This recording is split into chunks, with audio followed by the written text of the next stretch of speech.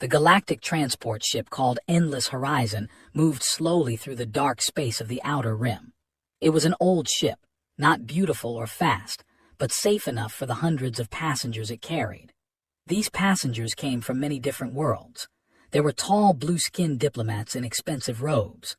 There were small, furry merchants with their boxes of goods. There were families running away from war, old people looking for new homes, and young people searching for adventure. Among all these aliens sat one human male. He was not tall. He was not strong-looking. He wore simple gray clothes that had been washed too many times.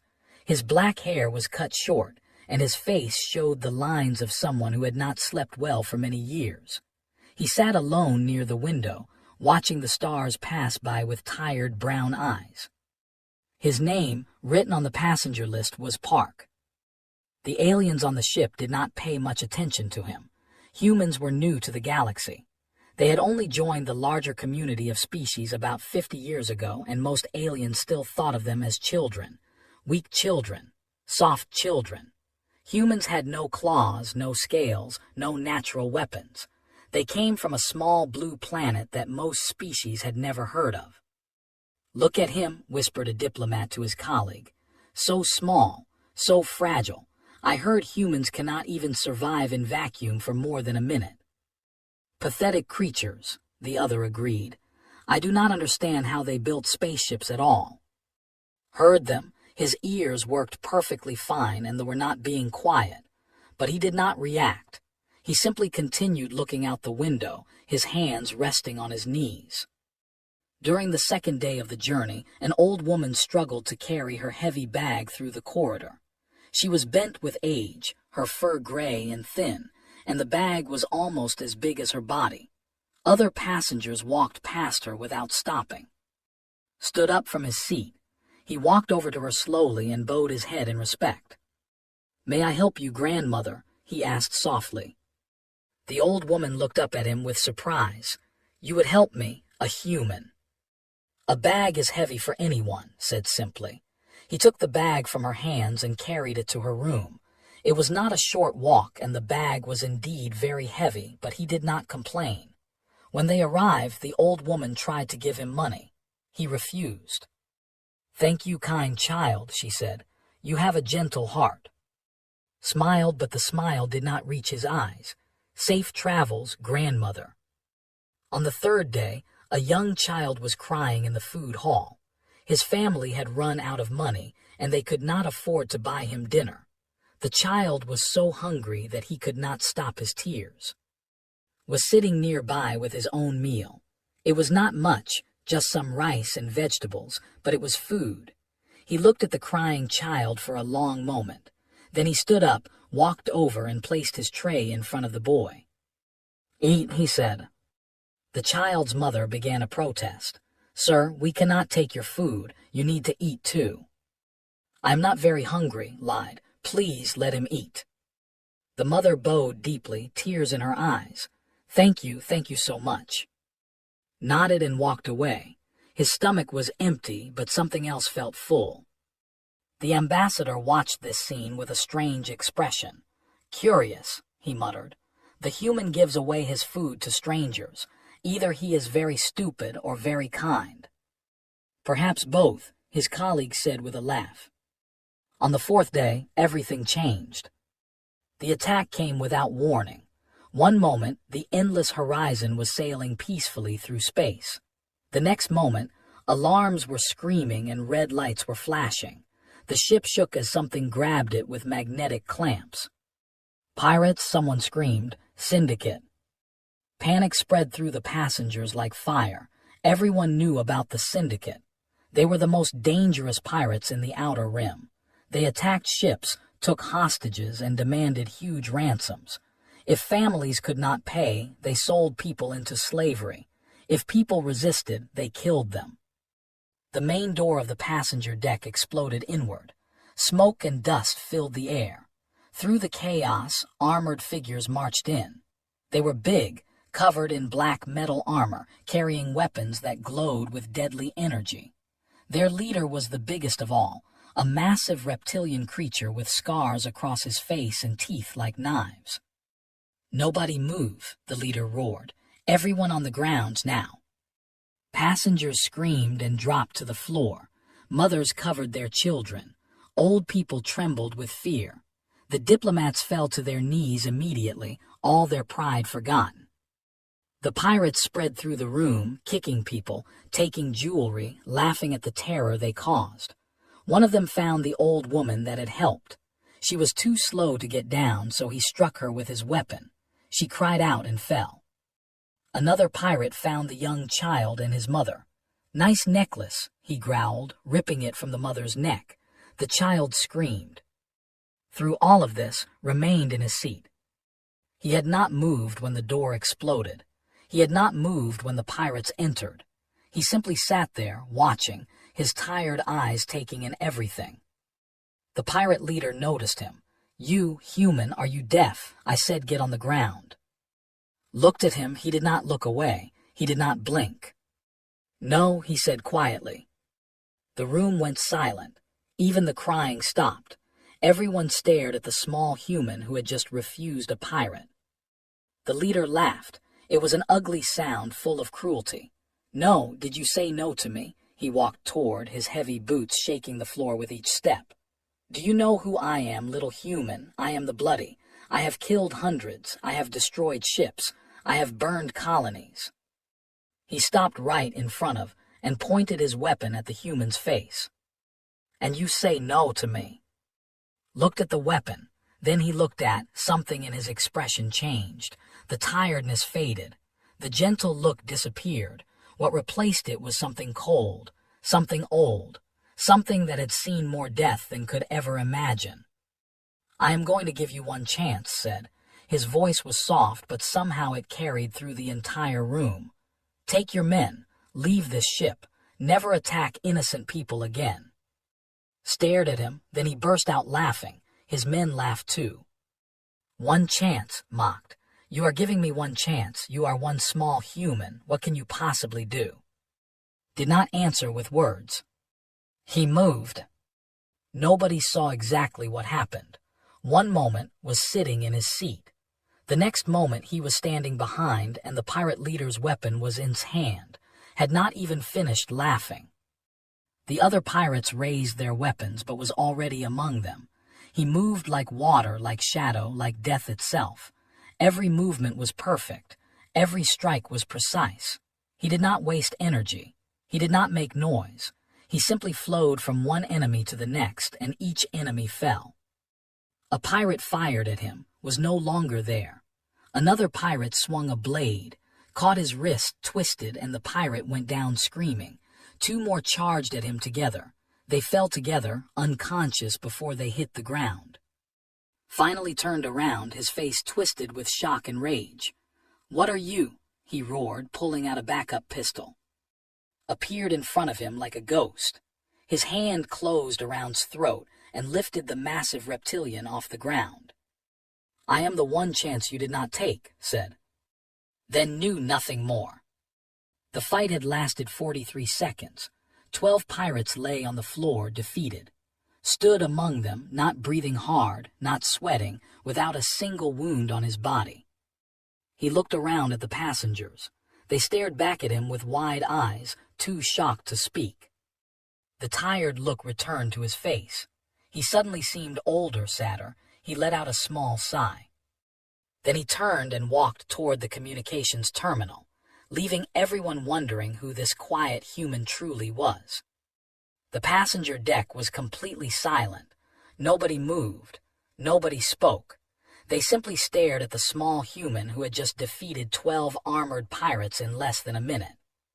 Park walked past the fallen bodies without looking at them. His footsteps were the only sound in the room. He reached the communications terminal near the main door and began pressing buttons. His movements were calm and practiced, like he had done this many times before. The ambassador was the first to find his voice. His blue face had turned pale and his hands were shaking. What are you?" he whispered. Did not answer. He finished entering commands into the terminal and opened a channel. The speakers crackled with static, and then a rough voice came through. "Report, What is taking so long? Did you secure the hostages? Leaned toward the microphone. When he spoke, his voice was different. It was not soft anymore. It was cold and hard, like steel wrapped in ice. This is Park, he said, former commander of Earth's 7th Orbital Division, service designation, REAPER. The voice on the other end went quiet. Your boarding party is finished, continued. All 12 of them. If you try to follow this ship, if you try to attack it again, I will board your vessel instead. And I will not be as gentle as I was with your friends here. More silence, then heavy breathing, then a different voice, higher and more nervous. Did you say Reaper? The Reaper? Yes. The Reaper of... Closed his eyes. Yes. A long pause, then the sound of panic, multiple voices talking over each other, arguments, fear, someone was crying. Finally, the first voice came back. It was shaking now. We did not know it was you. We are leaving right now. We are leaving. You have 60 seconds, said, starting now. The communication cut off. Through the windows, passengers watched as the pirate ship detached from the endless horizon. Its engines fired bright blue, and within 30 seconds it vanished into hyperspace. They had not even waited for the full minute. Switched off the terminal and stood still for a moment. His shoulders dropped slightly, as if a heavy weight had fallen on them. Then he turned around to face the passengers. Everyone was looking at him. The diplomats, the merchants, the families with their children, the old woman he had helped with her bag, the young boy he had given his food to. All of them stared at him like he was something from a dream or a nightmare. Who are you? The ambassador asked again. This time his voice was stronger but still filled with confusion. What is the Reaper of? A young merchant stepped forward. He was a small creature, barely reaching his chest, with large dark eyes. I have heard that name, he said slowly. My father told me stories. He said it was a legend, a myth from the human war. It is not a myth, an older voice said. Everyone turned. A gray-furred elder had pushed himself to his feet. His body was bent with age, but his eyes were sharp. He looked at with an expression that mixed fear and respect. I was there, the elder said, 30 years ago. I was a supply officer for the neutral trading stations during the war. I heard the reports. I saw the records. He pointed at with a trembling finger. You are the one who held 4. Said nothing. He simply stood there, his tired eyes on the floor. The elder turned to the other passengers. Let me tell you what the record said. 4 was a human colony, a new settlement. 4,000 civilians lived there. Families, children, old people. They had almost no military protection, just a small garrison of 200 soldiers. He paused and took a breath. The Empire decided to attack. They wanted to send a message to humanity. They wanted to show that humans were weak and could not protect their own people. So they sent 30,000 soldiers. 30,000 against 200. The passengers whispered among themselves. 30,000 against 200. Those numbers were not a battle. They were a massacre. The garrison fought bravely, the elder continued. But they were destroyed in the first day. Every soldier killed. Every defense broken. The colonists could not escape because the spaceport was damaged in the attack. They were trapped, helpless, waiting to die. He looked at again. Except for one soldier, one human who survived. He did not run. He did not hide. He stood between the army and the civilians, and for 11 days he held them back. The room was completely silent now. Even the children had stopped fidgeting. 11 days, the elder repeated. One man against 30,000. The sent wave after wave of soldiers, special forces, armored vehicles, air support. Nothing worked. Every attack failed. Every unit that went after him was destroyed. That is impossible, the ambassador said weakly. One human cannot fight an army. I thought so too, the elder said, until I saw the reports, until I heard what the survivors said. His voice dropped lower. They said he was everywhere at once. They said he appeared from shadows and disappeared into smoke. They said he did not make a sound. They said by the third day, soldiers were refusing to advance. By the fifth day, officers were shooting their own men to make them move forward. By the seventh day, the generals were requesting permission to retreat. Their entire invasion force, the greatest army they had ever assembled, was being broken by one human. What happened? The young merchant asked. On the 11th day, the human relief fleet finally arrived. They expected to find a dead colony. Instead, they found 4,000 civilians alive and safe, and they found him. The elder nodded toward, sitting alone on a pile of rubble surrounded by the fallen, waiting, not wounded, not tired, just waiting. How many did he kill? Someone whispered. The elder shook his head. They never released the official numbers, but the estimates say between 8 and 12,000 in 11 days. A gasp ran through the crowd. Several people stepped back from without thinking. Mothers pulled their children closer. The diplomats looked at each other with wide eyes. Finally looked up. His face was calm, but his eyes were full of something heavy, something painful. They called him the Reaper, the elder finished. They surrendered the entire sector after. They said they would rather give up 100 worlds than face him again. The name became a legend, a warning, a prayer that no one would ever have to meet him. And now we know, the ambassador said slowly. He was on our ship the whole time, helping old women with their bags, giving food to children. Everyone looked at with new eyes. This small, quiet human, this gentle man who seemed so ordinary, he was the monster from the stories. He was the demon that made empires surrender.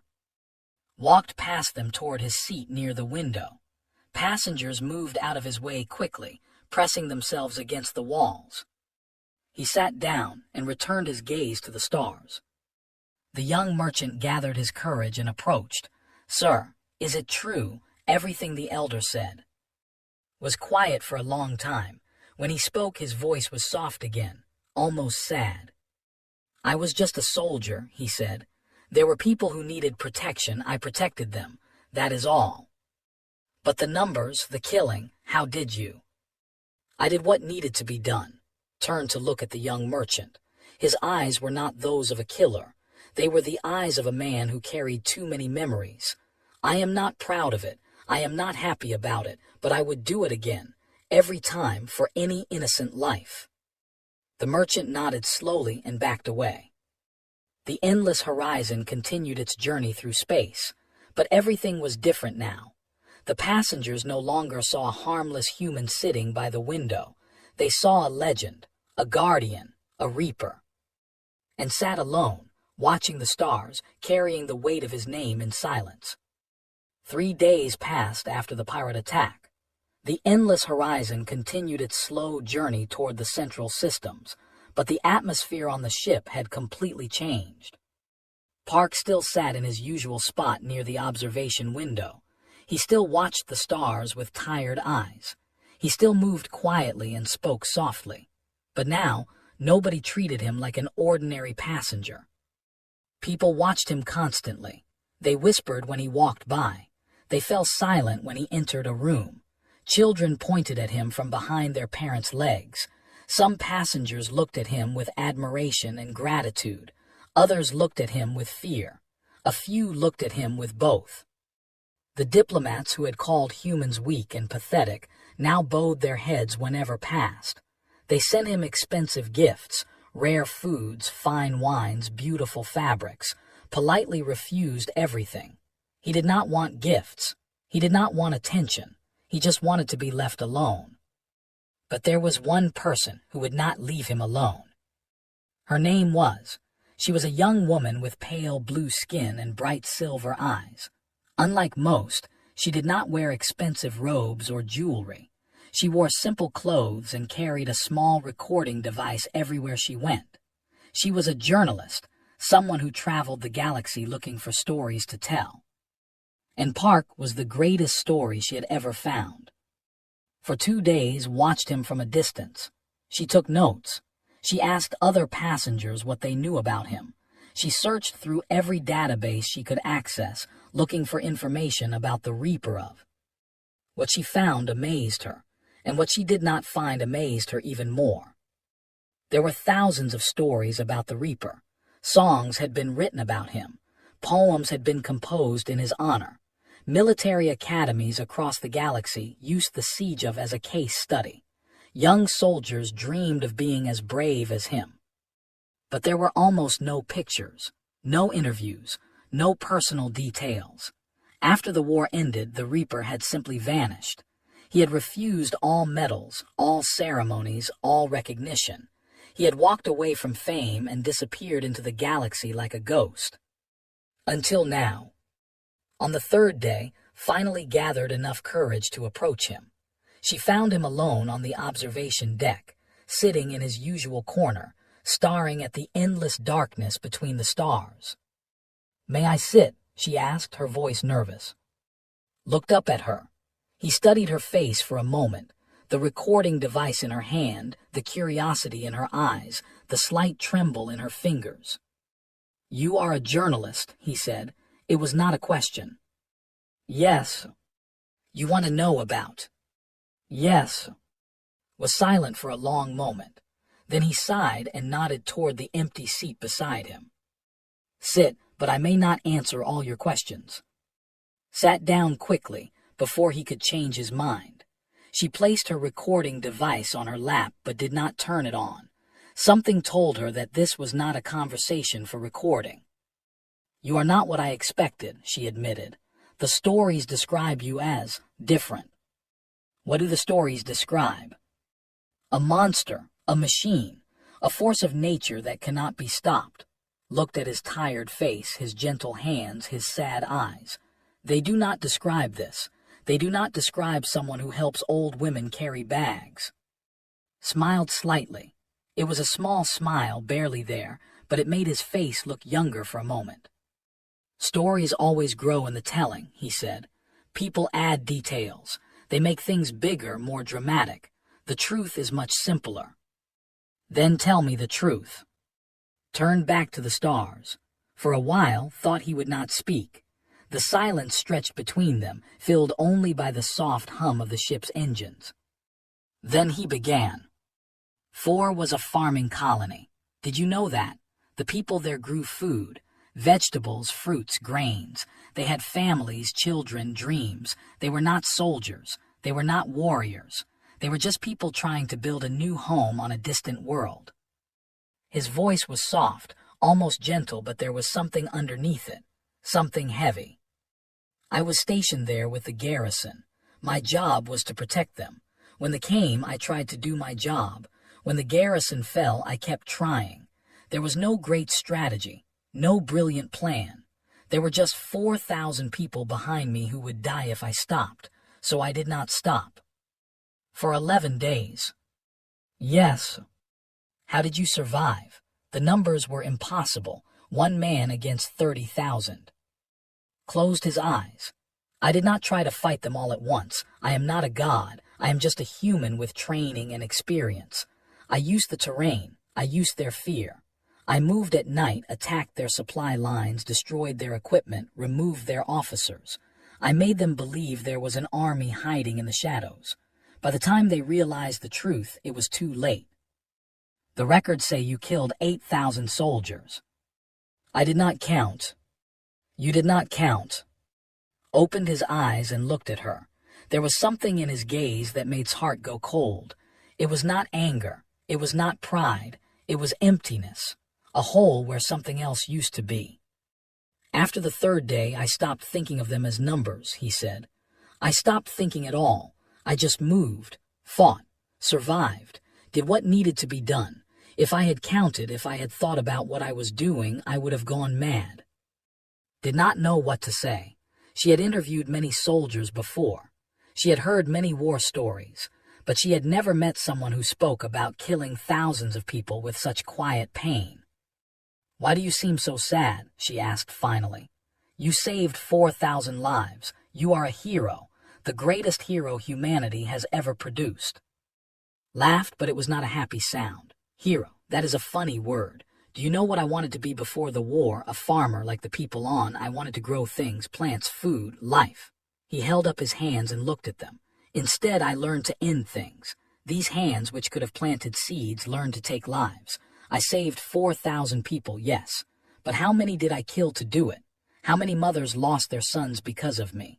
How many children grew up without fathers? There were invaders. They were going to kill innocent people. Yes, and that is why I did what I did. I do not regret protecting those colonists. I would do it again, but that does not mean it did not cost me something. He lowered his hands. Every species in this galaxy looks at humans and sees something weak, something soft. And every time they learn otherwise, it is because someone like me had to show them, with blood, with death, with violence. He turned to look at her directly. His eyes were tired but clear. I did not want to be a weapon. I wanted to grow things. I wanted to create life, not take it. But the galaxy did not give me that choice. So I became what I needed to become. And now I carry that weight forever. Felt tears forming in her eyes. She had come here looking for a story about a legendary warrior. Instead, she had found a story about a man who had sacrificed everything to protect strangers. What happened after? She asked softly. You disappeared. No one could find you. I walked away. The military wanted to make me a symbol, a weapon they could point at enemies. Politicians wanted to use me for their campaigns. Reporters wanted to turn me into a story. He shook his head. I refused all of it. I had done enough killing. I just wanted peace. And now, what are you doing now? Was quiet for a long time. Traveling, watching, hoping that maybe someday I can find what I was looking for. A quiet place, a simple life, a chance to grow something instead of destroying it. Do you think you will find it? He looked out at the stars again. Billions of lights in the darkness. Billions of worlds. Billions of possibilities. I do not know, he admitted, but I have to keep looking. What else can I do? Sat with him in silence after that. She did not ask any more questions. She did not turn on her recording device. She just sat beside him and watched the stars, sharing his quiet moment of peace. She had found her story, but she knew now that she would never tell it. Some stories were too sacred to share. Some burdens were too heavy to expose to the world. The Reaper of deserved his peace, and would not be the one to take it from him. The endless horizon was only 3 days away from its destination, when the alarms began to scream. It was early morning ship time. Most passengers were sleeping in their rooms. Park was sitting in his usual corner, watching the stars as always. He had not slept well. He never slept well. The memories came too easily in the dark. The first alarm was a sharp, high sound that cut through the silence like a knife. Red lights began flashing along the corridors. The ship's engines changed their tone, slowing down, stopping. Was on his feet before the second alarm sounded. His body reacted before his mind did. 30 years of training did not disappear, no matter how hard he tried to forget. Passengers stumbled out of their rooms, confused and frightened. Children cried. Adults shouted questions that nobody could answer. The diplomats demanded to speak with the captain. The merchants clutched their valuable goods. Through the observation windows, saw them. Ships, warships, 15 of them appearing from hyperspace like sharks rising from deep water. They were massive vessels, covered in armor and weapons. Their hulls were painted black and red, and they carried the symbol of a clenched fist holding a broken chain. The hegemony of. Recognized the symbol immediately. They were not like the pirates. They were not criminals looking for easy money. They were a military empire, one of the most powerful in the galaxy. They conquered worlds, enslaved populations, and destroyed anyone who stood in their way. What were they doing here? The answer came over the ship's speakers. Captain's voice was calm but tight with controlled fear. Attention all passengers. This is your captain. We have been intercepted by vessels of the hegemony. They are demanding that we surrender a passenger to them. I am currently negotiating. Please remain calm and stay in the main hall. Surrender a passenger. Eyes narrowed. He moved toward the main hall, walking against the flow of panicking people. When he arrived, the hall was already crowded. Hundreds of passengers had gathered, their faces pale with fear. On the large screen at the front of the room, Captain was speaking with an officer. The officer was a tall creature with gray skin and small black eyes. He wore a military uniform covered in medals and symbols of rank. His voice was cold and commanding. "You have 1 hour," the officer said. "Surrender the traitor to us and your ship may continue. Refuse and we will destroy you. This is not negotiable." Captain's face was hard. "Is a political refugee. Under galactic law, I cannot surrender him to you without a proper tribunal." "Galactic law," the officer laughed. It was an ugly sound. "The hegemony does not recognize galactic law, is a criminal who stole classified information. He belongs to us. You will give him to us or you will all die." The communication ended. The screen went dark. Panic exploded in the hall. People screamed, cried, argued. Some demanded that be handed over immediately. Others said they should fight. A few tried to pray. Stood at the edge of the crowd, watching. He saw a thin male alien being protected by several guards near the captain. This must be. He was small and fragile-looking, with green skin and large, frightened eyes. He did not look like a dangerous criminal. He looked like a scientist or a teacher. Captain stepped onto a raised platform and raised her hands for silence. She was a small woman with short black hair and sharp eyes. Her uniform was worn but clean. "Everyone, please calm down," she said. "We are not going to hand anyone over to the is under our protection and we will not abandon him."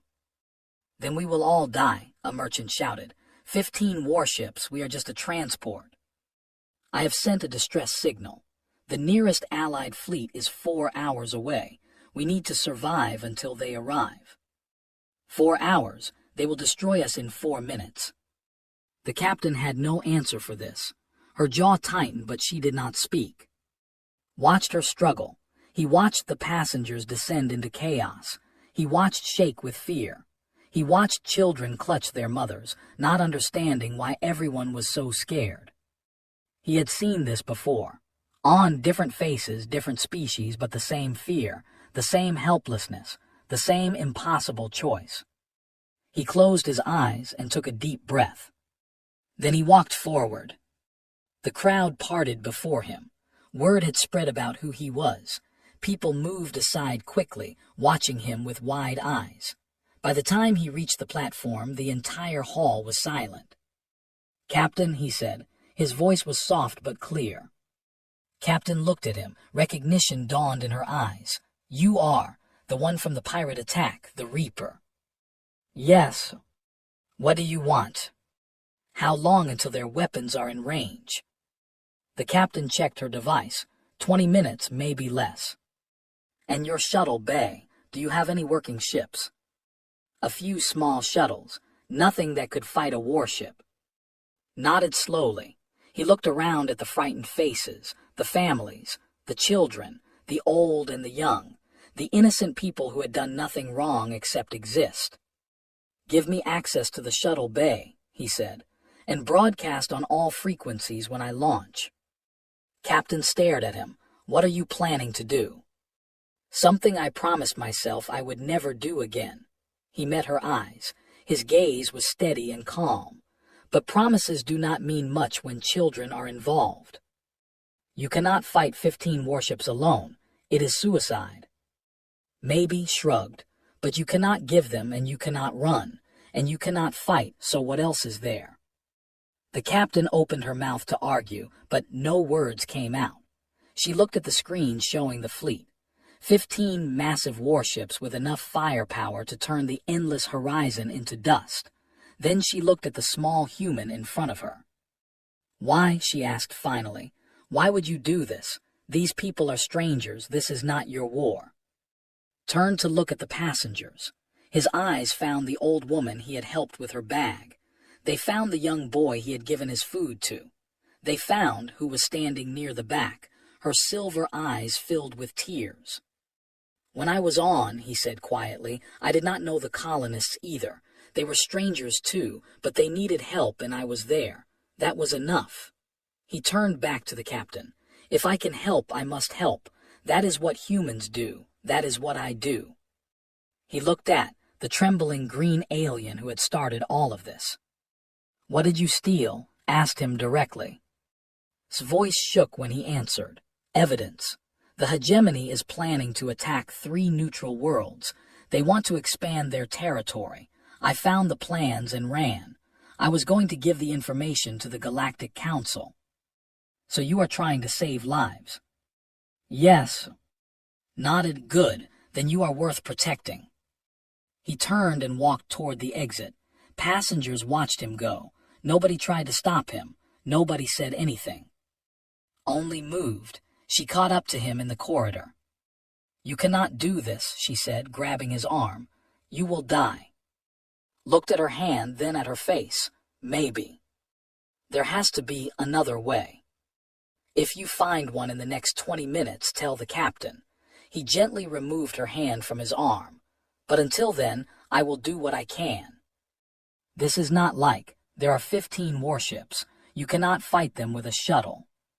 Smiled. It was a strange smile, calm and sad at the same time. "I do not plan to fight them," he said. "I plan to scare them." Did not understand. Scare them how? "By reminding them who I am." He turned and continued walking. "Names have power, stories have power. The know who the Reaper is, everyone knows, and sometimes fear is more powerful than weapons." He reached the shuttle bay door and stopped. Without turning around, he spoke one last time.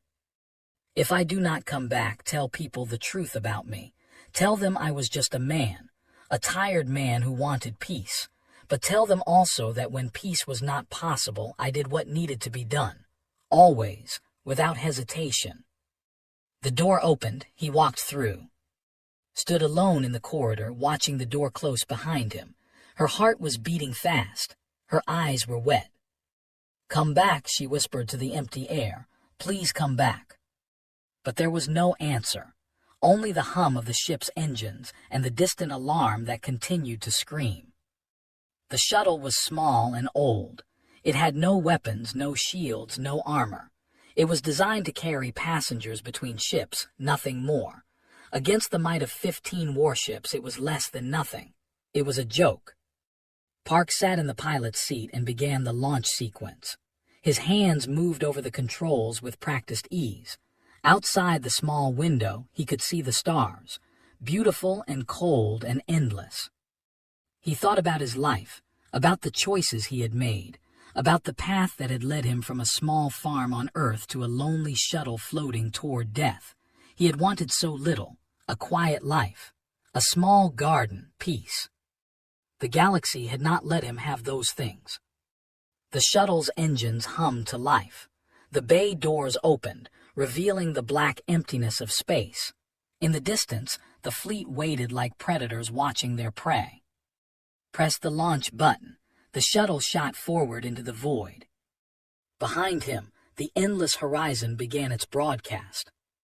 "Attention fleet. Attention all ships. The following message is being transmitted on all frequencies." Activated his own communication system. His voice went out to every ship in the sector. "This is Park, service designation Reaper."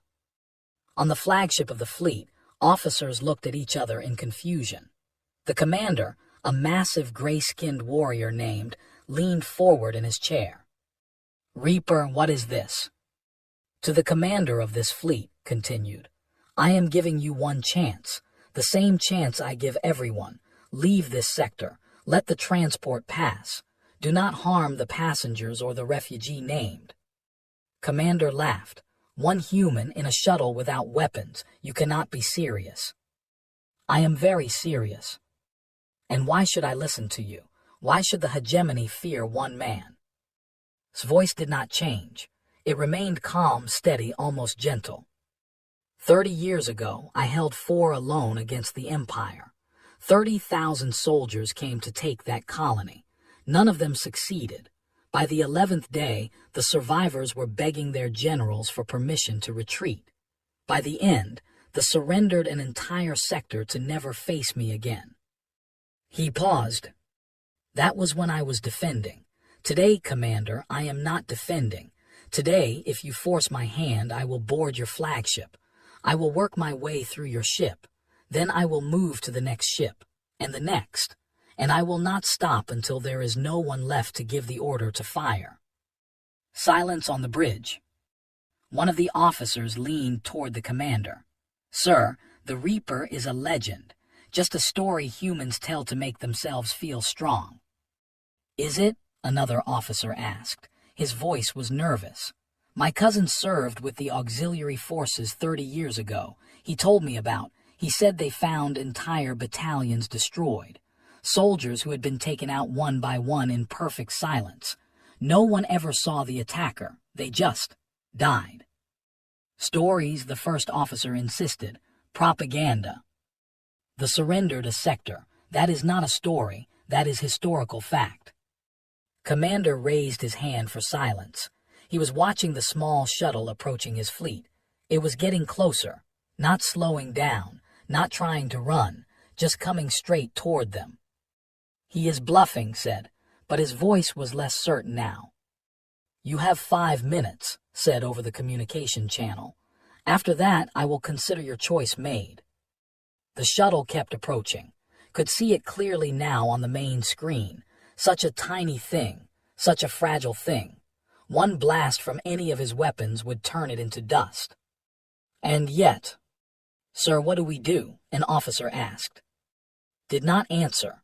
He was thinking about the stories. Everyone in the galaxy knew about the Reaper of. Every military academy studied that battle. Every soldier had heard the tales. 1 man, 11 days, thousands of dead, an empire brought to its knees. 4 minutes announced. On the endless horizon, passengers crowded around every screen and window. They watched the tiny shuttle moving toward the massive fleet. Some were praying, some were crying, some were holding their breath. Stood at the front of the observation deck, her hands pressed against the glass. She could barely see the shuttle now. It was just a small dot of light against the darkness. Come on, she whispered. Please let this work. Captain stood beside her, her face hard with worry. He is either the bravest man I have ever met or the most insane. Both, said. I think he is both. On the flagship, the silence was becoming unbearable. Officers looked at each other, then at their commander, then at the approaching shuttle. 3 minutes, said. Sir, we should just destroy him, the first officer said. He is 1 man in a shuttle. This is foolish. And what if we miss? Another officer asked. Miss, we have 15 warships. And what if he boards us anyway? What if the stories are true? They are just stories. Then why are your hands shaking? The first officer looked down at his hands. They were indeed trembling. He clenched them into fists and looked away. Commander stood up from his chair. He walked toward the main screen, staring at the shuttle. It was so close now, so small, so harmless looking. But there was something about it, something about the way it moved with such confidence, such certainty, like the pilot knew something that did not. 2 minutes, said. His mind raced. He thought about his orders. Capture, destroy anyone who resisted. Simple, easy, a routine mission. But now, sir, the shuttle is entering weapons range, an officer reported. Your orders. Did not respond. He was still staring at the screen. He thought about his soldiers, thousands of them on 15 ships, good warriors, loyal warriors. They would follow his orders without question. But would they survive if the Reaper boarded? The first officer made a decision. I am targeting the shuttle, preparing to fire. Wait, said. Sir. I said wait. 1 minute, announced. His voice was completely calm, like he was talking about the weather, like he was not facing 15 warships that could end his life in an instant. made his decision. All ships withdraw. The bridge exploded into chaos. Officers shouted questions and protests. The first officer stepped forward, his face red with anger. "Commander, you cannot be serious. This is one human. We have overwhelming force." Turned to face him. His eyes were hard. They had overwhelming force too. 30,000 soldiers, the best army they had ever assembled, and one human broke them. One human. He pointed at the screen. That human. And now he is here, willing to die to protect a ship full of strangers. What does that tell you? The first officer had no answer. 30 seconds, said. Spoke to his fleet. "All ships, this is the commander. Set course for hegemony space. We are withdrawing immediately." More protests, more arguments, but the order stood. One by one, the warships began to turn. Their engines powered up. Their weapons powered down. Within 60 seconds, the first ships were entering hyperspace. On the endless horizon, passengers watched in disbelief. The massive fleet that had threatened to kill them all was leaving, running away, from one man in a shuttle. "He did it," Captain breathed. "He actually did it." Was crying now. Tears of relief streamed down her blue face. "He did it, he did it." The last ship vanished into hyperspace. The sector was empty. The endless horizon was safe. Shuttle floated alone in the darkness for a long moment. He sat in the pilot's seat, his hands resting on the controls, his eyes closed. Then slowly, he turned the shuttle around and headed back to the transport. When he boarded again, the passengers were waiting for him. Hundreds of people, all species, all backgrounds, standing in the shuttle bay. They did not cheer. They did not applaud. They simply stood in silence, watching him walk through the doors. The crowd parted before him. He walked through them without speaking. His face was tired. His shoulders were heavy, but his eyes were calm. Ran to him. She grabbed his hands and held them tight. "You came back," she said, her voice breaking. "I came back." "How did you know they would retreat?" Looked at her. Then he looked at the people around them, the families, the children, the old and the young, all alive, all safe. "I did not know," he admitted. "But I had to try. That is all any of us can do. Try, hope, believe that doing the right thing will matter." He gently pulled his hands from hers and continued walking. He found the green-skinned refugee standing near the back of the crowd. "Your information," said to him. "Make sure it reaches the council. Save those worlds. Make this mean something." Bowed deeply. "I will, I promise. Thank you for everything." Nodded and walked away. He found his usual corner by the observation window and sat down. The stars were still there, beautiful and cold and endless. Captain approached him slowly. "The Allied fleet will arrive in a few hours. We will have escort the rest of the way." "Good." "I do not know how to thank you. You saved all of us." Shook his head. "I did not save anyone. I just reminded them that some things are worth fighting for. They made the choice to leave." "Because they were afraid of you." "Yes," he looked out at the stars. "Fear is a weapon too. Sometimes it is the only weapon you need." Captain stood there for a moment longer, then bowed her head and walked away. Came to sit beside him as she had before. She did not speak. She did not ask questions. She just sat with him in comfortable silence. After a long time, spoke. "They call me a monster," he said quietly. "A weapon, a force of nature, but I am none of those things. I am just a man who cannot walk away when people need help. I am just a human who believes that every life has value, even strangers, even people I will never see again."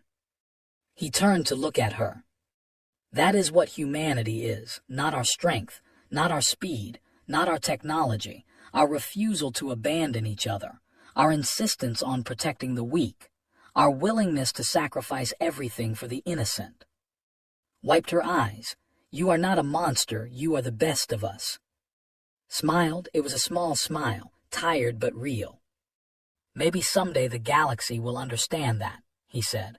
Maybe someday they will stop seeing humans as weak or dangerous. Maybe they will see us as what we truly are. What is that? He looked back at the stars. Guardians, not warriors who love war but protectors who hate it. Not killers who seek death but survivors who choose life. People who will stand between darkness and light, even when we are afraid, even when we are tired, even when we have nothing left to give. The endless horizon sailed on through the stars. In 3 days, it would reach its destination. The passengers would scatter to their homes, their families, their lives. They would tell stories about what happened, about the quiet human who turned out to be a legend, about the Reaper who saved them all without firing a single shot. And Park would continue his journey, still searching for peace, still looking for that quiet place where he could finally rest. But until he found it, he would keep doing what he had always done. Protecting the innocent, standing against the darkness, being human. Because that was who he was, that was who all of them were. And that was why the galaxy would never stop fearing the name. The Reaper.